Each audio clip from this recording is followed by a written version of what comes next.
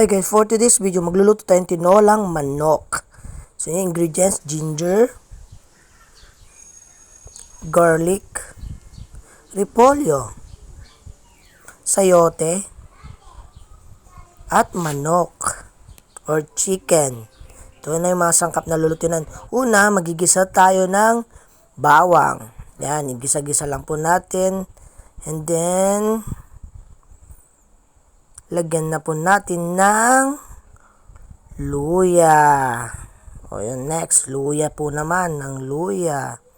Ikot-ikot, parang mekos lang ng buhay mo. And then, ilagay ang manok para maigisa na mabuti at mawala yung lansa, tulad ng lansa ng ibang tao dyan.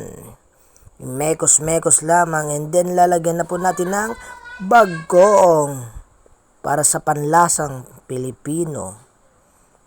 Yan po. Hintayin lang po natin. Pagkatapos po natin, lagyan na natin ng tubig para sa kanyang masarap na sabaw. 2,000 years later. At yun, kumukulo na after 2,000 years. And lagyan po natin magic sarap para may sumaktong lasa. Yummy.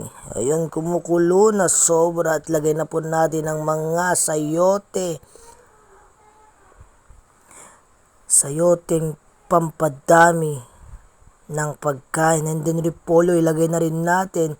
Hintayin lang po natin ng 5 minutos. Ayun, luto na ang bango. Sobra. Kain po tayo. Thank you. Thank you for watching.